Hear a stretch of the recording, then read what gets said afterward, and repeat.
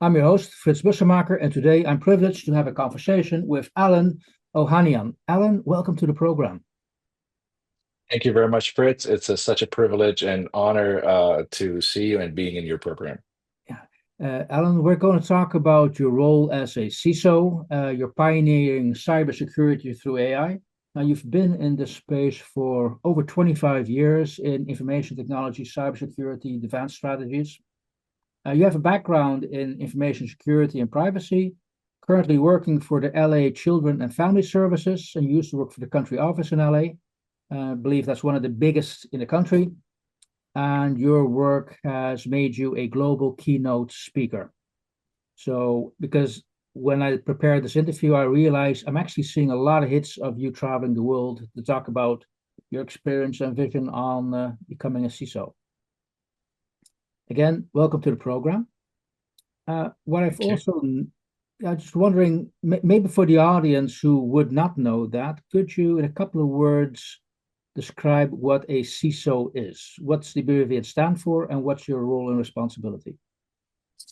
Certainly, as the role grows and evolves, as so does technology, so the role of CISA also evolves as well.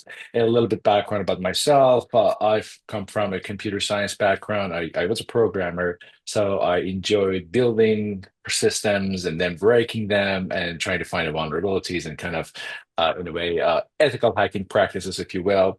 And then as time progressed, I wanted to see more, learn more, know more about the whole digital space and cyberspace.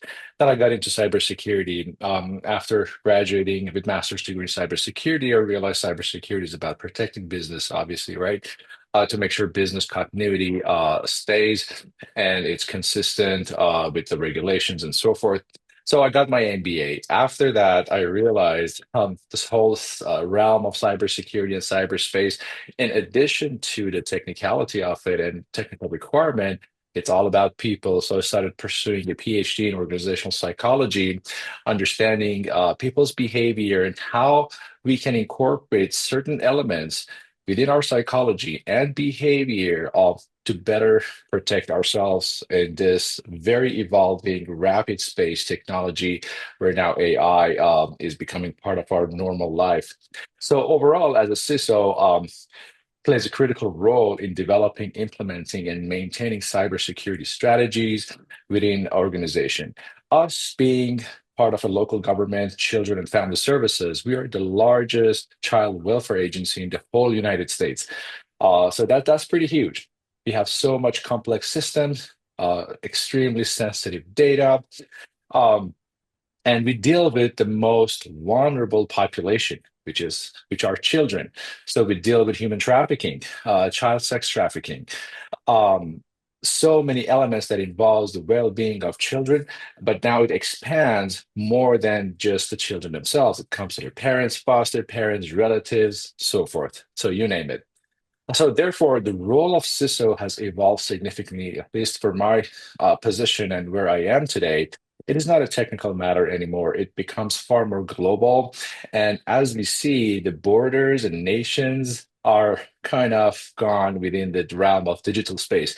We do collaborate a lot with different law firms and different agencies across the globe.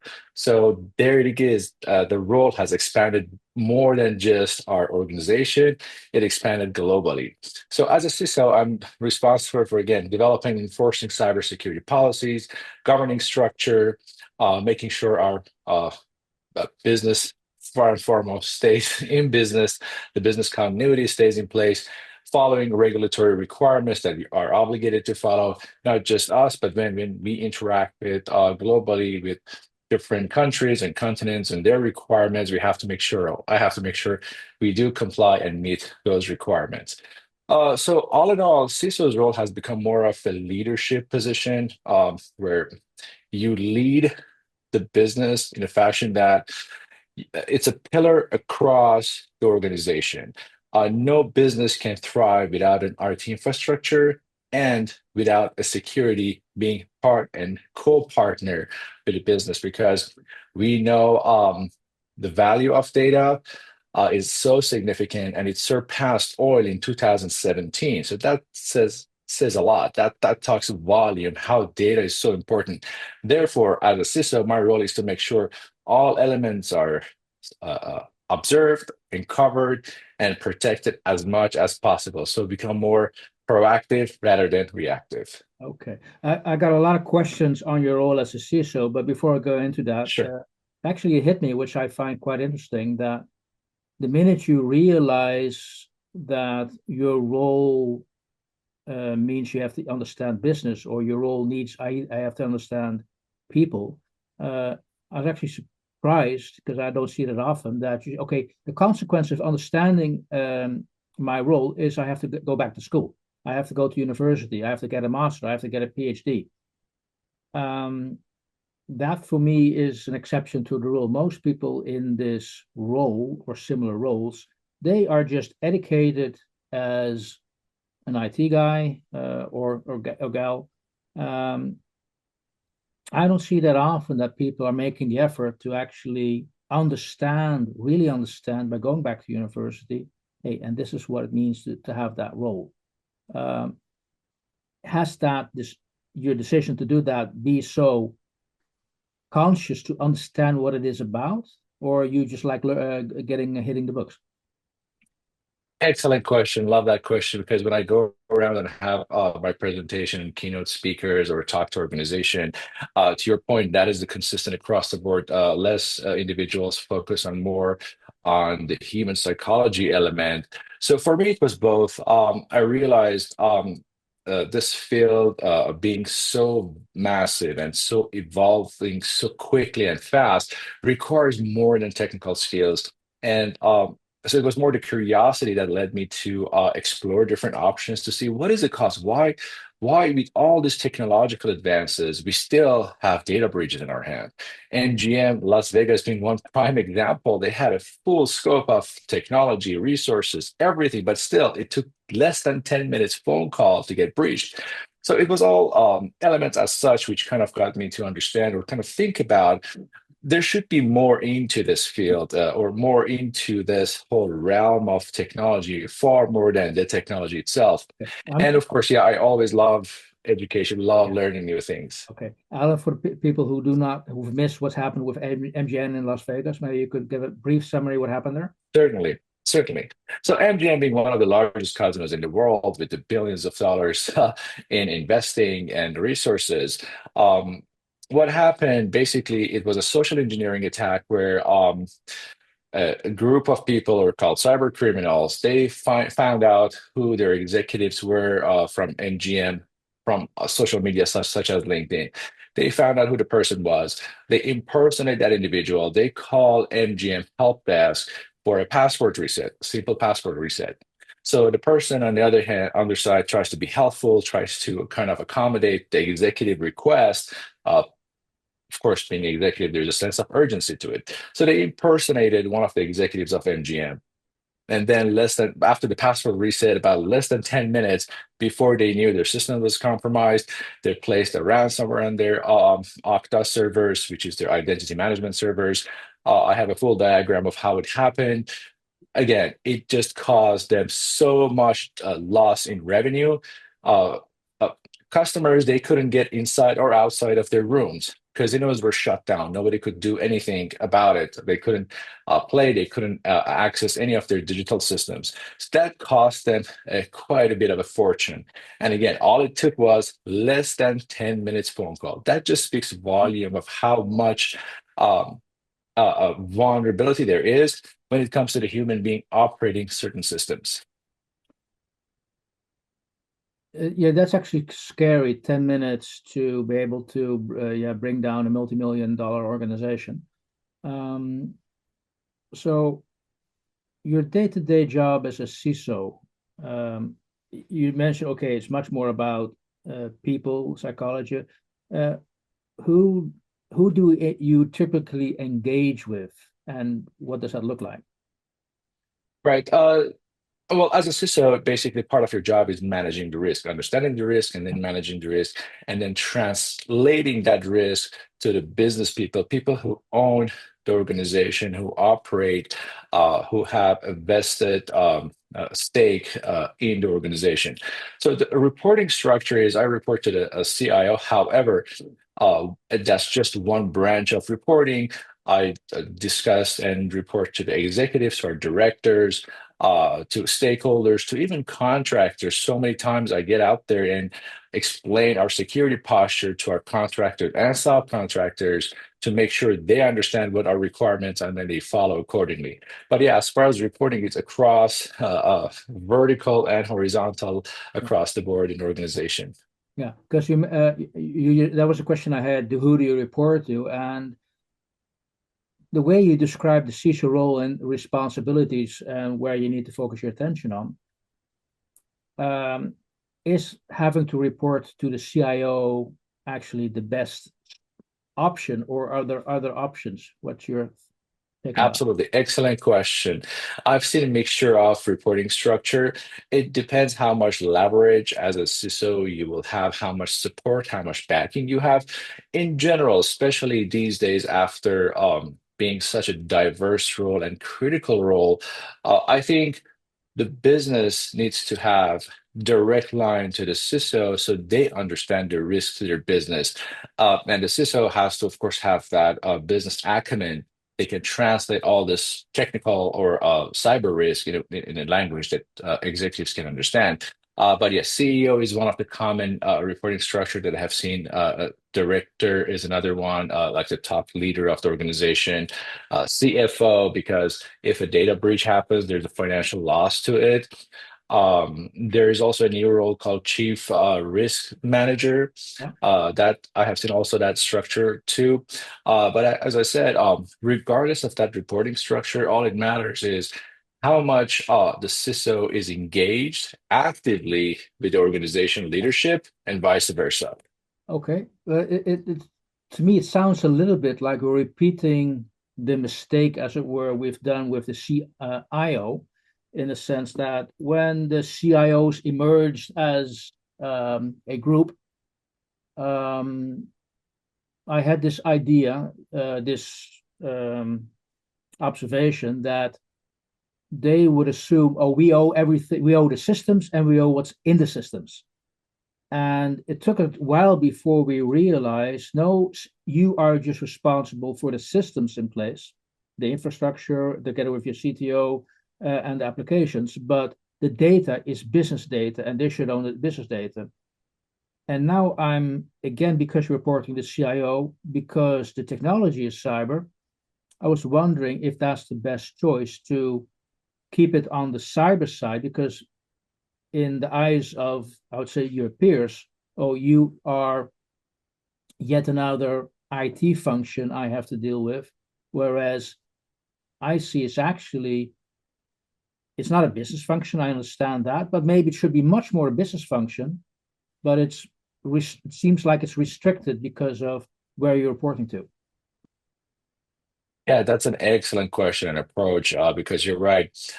Even in our organization, they see as a cyber, well, better IT role, which in fact it's not. So I think historically and traditionally, it does take some time to educate people and bring them up to speed, especially people who have been in certain roles for a long time. And historically, cybersecurity has evolved from an IT side of the house, and probably that's why people always think, well, you must be an IT, another IT guy, another IT section.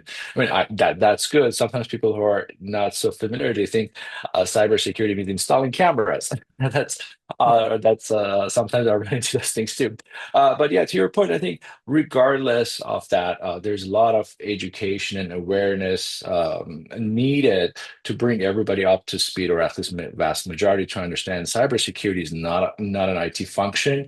It's more of, if you will, business function in a matter where if something happens to my organization and my company goes down, I will lose revenue, I will lose reputation, I may go out of business, people may lose their jobs, and much more can happen, much more damage can happen to individuals' information that was compromised. So it's really a broad and big element within each organization where I think the reporting structure should be very close, or if not equal, to a certain director level, where business leadership can have easy access, direct communication, a fluid exchange of ideas about risk and how that can impact the organization and what happens if it does impact the organization. Because truth to be told, we know attacks will happen, we know data breaches will happen. It's just a matter of time. And my motto is, my vision is basically to build an organization where you know the data breach is going to happen. You know you will have systems down. How quickly can you recover from that? How resilient you are as an organization to bring everything back online again? And is that, I would say, realistic, maybe pragmatic approach accepted by your peers, that it's about resilience and not trying to be 100% secure, because that's an illusion? That is correct. Yes. So when I show them the statistics, what happens in our own backyard, this is not fiction, this is not anecdotal, this is real, true stories that happens. It's a very eye opener, and I think having continuous dialogue and discussion with your leadership to show them, what you used to see in the movies is just not a movie anymore. It's right here happening. It just happened yesterday. Here it is. Um, this law enforcement agency got hacked and they use their email addresses to attack us and tackle us. So when you have those realistic numbers, figures, discussions, and they can understand, it brings their awareness much more into a higher level so they understand what your role is and how really important it is. Sometimes it gets forgotten, but as a CISO, we have a kind of a challenging role that we have to sometimes swim upstream, uh, find our ways to be a better salespeople, show them risk, make them understand how critical it is and what's the impact to organization. Got it. Now, okay, that's the role, that's the position. Um, what for your organization are the top three, top five threats? Where's the threat coming from? The threat vectors are kind of across the board. We see state nations, we see hacktivists, we see uh, angry people because their child or children has been taken away. They try to get into our systems for whatever reason. However, when I look on the bigger scope on the technology or the space of cyberspace, one of our biggest challenge is the rise of AI. And here's why. Everything that it used to be traditionally done by human beings, it can be done far efficient, far better and faster with an AI and becomes far harder to detect. So that's by far our biggest challenge. Like in the past, I remember when we used to get phishing emails, for example, there were misspelled words, there were some grammar issues, but nowadays it's so perfectly done because obviously we have AI to do all those things. So that stays by large the biggest challenge that we have. The second challenge is when it comes to dealing with minority groups or vulnerable groups, which are the children. Um, Laws, regulations are a little different. So, for example, when a minor is in our custody, obviously they will not have the right to say whether they can release that child's information to a guardian or not. But when they reach 18, that rights are reinstated. Now, are we going to go back and say, whenever this time, this is what happens, so these are the measures you have to take or not? So, a true story, when I first joined Department of Children and Family Services, a few executives, we were talking, and one of them said, "Hey, can we add or install cell phone jammers next to our foster homes?" I thought they were joking. It's like, yeah, well, it's possible. I mean, the movies probably have seen that too. And as discussions started kind of becoming more serious, I realized no, they were not joking; they were serious. And the reason for that was due to the laws and regulation that exist. these children get a cell phone, a smart device. And when they have smart device, guess what? People from outside can contact these children and they leave the vicinity of their homes. And there's nothing that they could do about it, at least legally. So that was pretty a shocker for me, an eye-opener, understanding how really challenging this space can be, especially when it comes to children. Wow. Um, yeah. Um, Alan, I'm going to park that for a second because we are indeed talking about children effectively. But I was also curious. You are pioneering cybersecurity through AI. Could you examples what kind of projects you are engaging with? So you're using AI to increase the cybersecurity, is that correct? That is correct, yeah. And how does that look like? Or is that something, are you able to share with us in broad details what does it look like?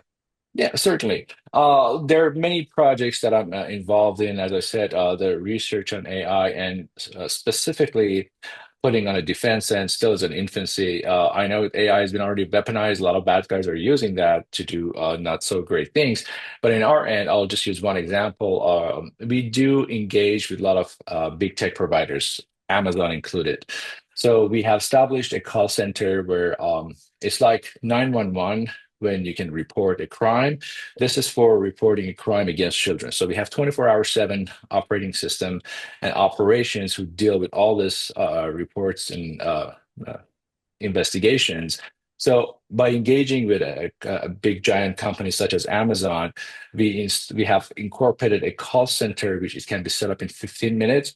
That call center has an AI component to it. So it understands the user's behavior, it tries to understand from their words and the way they talk, their emotions.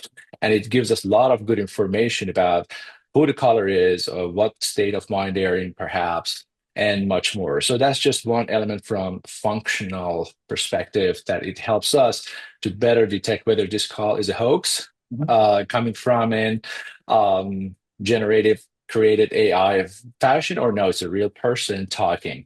So that's one element that helps us to better at least protect those reports that come in, the authenticity and integrity of those reported data. Second is because resource constraints are all across us being part of a government, we're no different. So leveraging certain automation fashions, such as implementing AI into our SOC so that and we can understand what the anomalies are without so much human interaction. Or when we get slew of phishing reports, that is emails could be phishing because we get ton of them. Sometimes they're real, sometimes not. So leveraging AI to validate certain things before even it comes to our end, it's extremely helpful. But again, there's so much that can be done in this space of artificial intelligence to make sure all this human-driven tasks or repetitive tasks can be automated in a fashion that now we can focus on a different layer of oversight, not necessarily the day-to-day tasks, not necessarily trying to find a needle in the haystack. So that's a lot of different projects going on, and a lot of research, and we are collaborating with different vendors, trying to see are they going to can they accommodate what we're looking for. Yeah. Okay. Now, obviously, when you use AI, one of the questions I would expect is how can you, who's going to be accountable when you use that type of technology? Is that, what's the implication of that? Is it, does it have to be explained, an explainable AI algorithm you're using, or can it be a black box so long as the results are worthwhile? How do you, yeah, cope with that accountability question? Yeah, excellent question because I think that's a debate not just in our organization across the whole world, and how can we rely on AI's decision making. So I'll just give a personal example. based on my studies and research, especially doing PhD, it required me to do a lot of scholarly article reading. And using AI tools, I did this experiment with one of the AI tools, and I asked them, okay, give me an article who has this elements, and it has a valid DOI number. DOI number is basically that digital key for each scholarly article. It's unique for each scholarly article. It brought me back a very well structured document, fully APA 7 format, all the content I wanted to. Of course, I also double checked. I realized it was just a made up article, made up DOI. It didn't exist. So having that oversight again, that's critical because AI hallucination is real. Now, when AI makes a decision, obviously there are different debates and different approaches, whether you can ask, hey, tell me how you came up to this decision. How were you able to determine whether this threat coming in was a false positive or false negative, it was real. So having that oversight is critical, and taking a step even further, understanding the business and what you do is also extremely critical because if I don't know what I'm looking for, I can't validate the data. I can't validate the response that I generate from AI. So having that open AI where you can actually see how is this decision made. And having that accountability is extremely important, especially when it comes to life or death situation and where you have to act really fast. You don't have time to kind of sit there and do hours and hours of research. I think training a model, having a model that fits your need, and it's operating based on given factual data, not hallucinating and making things up. That's extremely important. So yes, absolutely. Having that open system where you can understand why this decision was made, and auditing the AI is extremely critical. Good. So that's a lesson learned and a good advice to anybody listening out there to your suggestion here. What are, in your opinion, the biggest threats for accountability in the digital age today? The biggest threat is the line of reality versus fiction. Um, Going a little more into the depth of our psychology, the way we do business these days, which is mostly online, all the systems are online. I think the biggest threat would be when I see an image, when I see an email, when I see a digital content. How can I validate authenticity of this content? Is this real or is this AI generated content? There was also in the news a few months back, a multinational company ends up paying $25 million to an absolutely hoax AI generated um, meeting where the CFO and other folks ask this finance person to transfer money. So he gets suspicious, he doesn't do it, and then they call him to a meeting.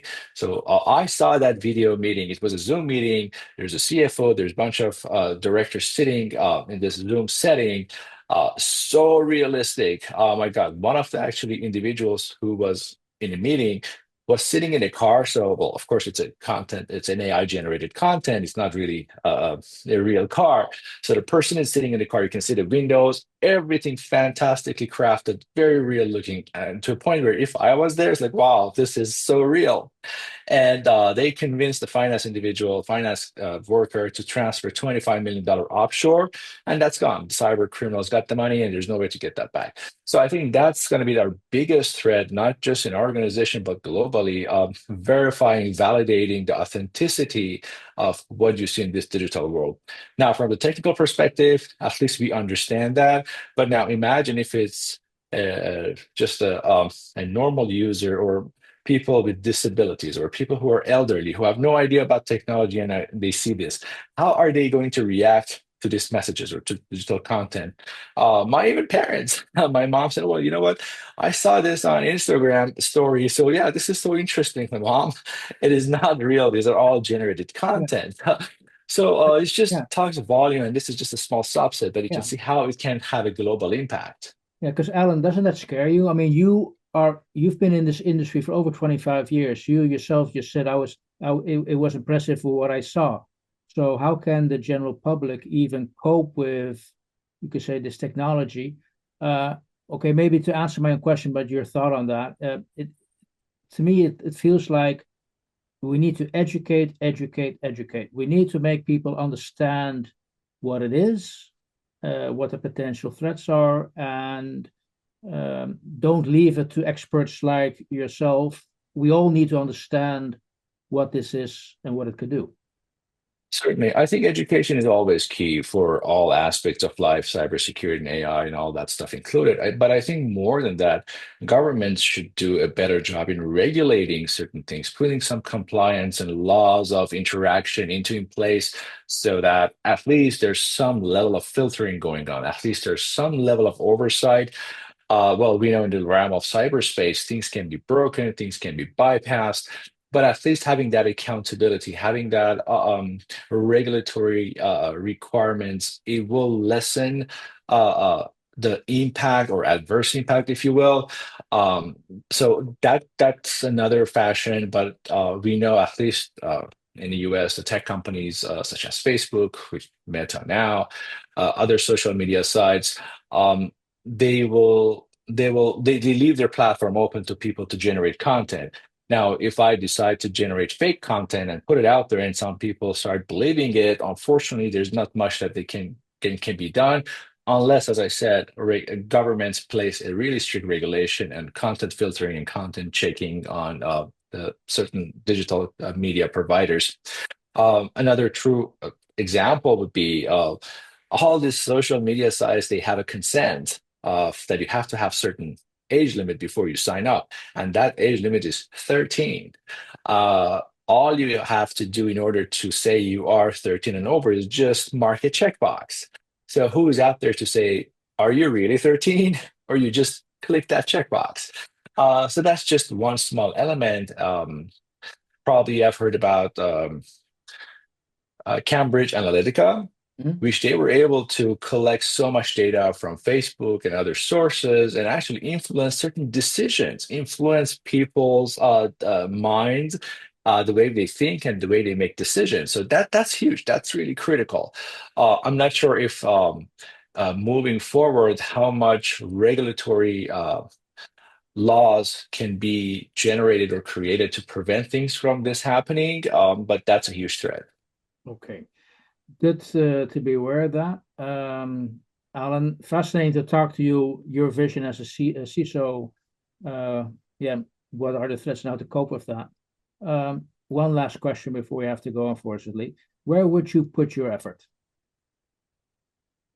Where would I put my effort? So I What's your think, advice to the beginning CISOs out there? Let's put it, rephrase it that way. sure. Well, the role of cybersecurity and CISO has evolved so much, as I said in the earlier. Now, more it has become more interdisciplinary a domain versus just a singular IT. So IT just doesn't cut it anymore. You have to understand people, you have to understand business, you have to understand technology, you have to understand law, regulations, compliance, all the gamut of things. If I have to just pick one to put my effort, would be humans. Because at the end, well, I do talk about the concept of cyber psychology in my presentation. It's basically where technology and human collide, and that's that intersection. Due to the fact that we humans are social beings, we are used to seeing people in person in the physical world. Now, with this digital world, it has changed our psychology. Now, our behavior is very different than if you were in a real uh, physical world. So human behavior by far stays one of the most important factors, uh, combined with the organization structure. So I will. Well, that's why basically I'm focusing part of my risk assessment methodology and framework on human behavior and human actions. That would be my first, I guess, one pick if I had to pick one. As a CISO, so as I said, learning the very basics of the whole framework of cybersecurity. What is it? What does it cover? These days, it covers everything. As I said, compliance, regulation, budget, finance, project management, people. It's a vast, yet, in my opinion, fascinating field. There's never room for boredom. as technology grows, as things evolve and change, so does the role of a CISO. So it's pretty amazing and interesting era to be in this field. Hey, Alan, you've described a fundamental role, a very complex role, but hopefully also a rewarding role. Also, in your case, in a Absolutely. very, let's say, specific environment with vulnerable people who you're doing it for. Um, I want to thank you so much for sharing your insights for at Institute for Accountability in these IFRA-ADA dialogues. And probably next time we're going to touch on a little bit more on the cyber psychology. So maybe we can have you back and talk a little bit about that. I enjoyed talking to you. Likewise, it was an absolute pleasure to be here. Thank you, Fritz. Thank you for listening to the Brand Called You videocast and podcast, a platform that brings you knowledge, experience, and wisdom of hundreds of successful individuals from around the world. Do visit our website www.tbcy.in to watch and listen to the stories of many more individuals. You can also follow us on YouTube, Facebook, Instagram, and Twitter. Just search for the Brand Called You.